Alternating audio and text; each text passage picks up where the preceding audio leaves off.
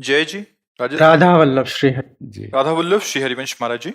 महाराज जी, आप कहते हैं कि वृंदावन के दो स्वरूप हैं, भौतिक और एक भीतरी। सच्चिदानंद स्वरूप, नयो ने नव रंग नयो रस। मेरा शरीर धाम के बाहर वास करता है, तो क्या मुझे बिना भौतिक वृंदावन वास के वृंदावन का भीतरी स्वरूप अनुभव हो सकता है? हाँ, यदि हाँ, तो कैसे? नाम जप करो, वृंदावन ब्रज 84 कोस की रज ले जाओ, जैसे गिरिराज जी की परिक्रमा, वृंदावन की कहीं की भी रज, वो सब भगवत स्वरूप। रोज स्नान के बाद रज लगाओ शरीर में, और ठाकुर का चरणामृत, बिहारी जी, राधा वल्लभ एकत्रित कर लो। हम मांगो जाके तुम रोज एक ढक्कन चरणामृत, और खूब नाम जप करते रहो, और अंदर से भाव करो कि वृंदावन धाम हमारा जीवन, हमारा प्राण है।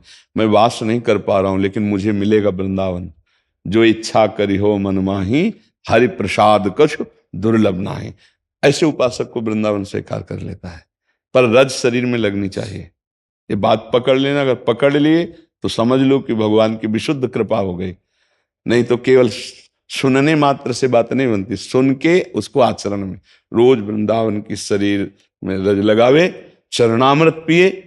चरणामृत बहुत सामर्थ्यशाली है, समझ नहीं पा रहे लोग। अकाल मृत्यु हरणम सर्वव्याधि विनाशनम, श्री कृष्ण पादोदकम पीत्वा पुनर्जन्म न विद्यते। रोज चरणामृत पान करने वाला भगवत प्राप्त हो जाएगा। नाम जप क्या भगवान का अमृत है, नामामृत, चरणामृत। और ये जो रज है, चरण रज, ये बड़े बड़े महापुरुषों की है, बड़े बड़े प्रेमियों के आंसुओं से भींगी हुई रज है। यहाँ सब प्रेमी जन ही हुए हैं। कोई विरहाग्नि से अश्रु प्रवाह, कोई आनंद में प्रफुल्लित होकर अश्रु प्रवाह, और महापुरुषों की चरण रज और प्रिया प्रीतम खेलते हैं इसी रज में। तो वो रज हमारे शरीर से लगी हुई, और जिह्वा में राधा राधा राधा, और आश्रय कि मुझे जरूर वृंदावन मिलेगा। आशा, ये आशा पक्की, तो चाहे जहां शरीर छोड़े वो वृंदावन को प्राप्त होगा।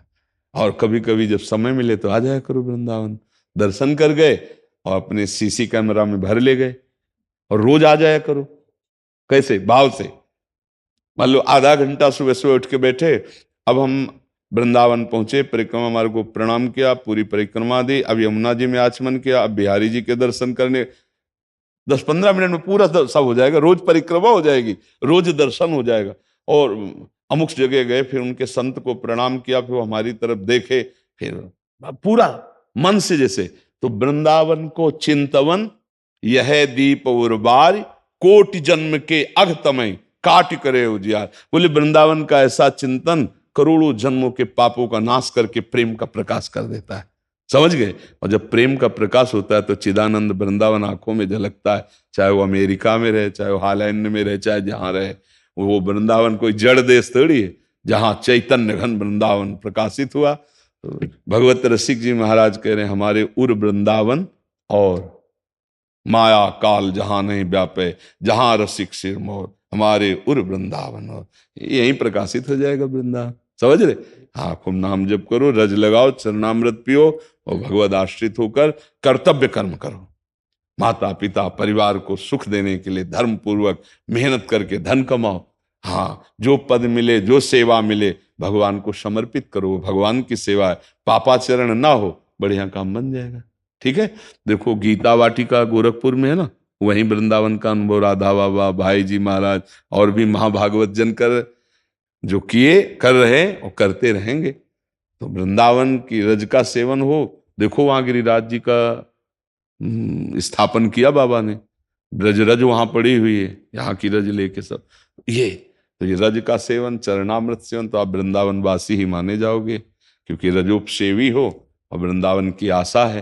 तो जिसकी जहां आशा होती है वो वहीं जाता है। तो हम जीवन भर आशा रखें वृंदावन वास की, हो भले ना, पर आशा रखने में क्या जाता है। तो आशा पूरी कर देती है लाडली, जो पूरी कर देते हैं। जिनको वृंदा विपिन है, कृपा तिन्हीं की होए, वृंदावन में तबे तो रहन पाइए सोए। हम श्री किशोरी जी से आशा करते रहें, वो पास कर देंगी। तो शरीर रहते या शरीर छूटते वृंदावन की प्राप्ति हो जाएगी।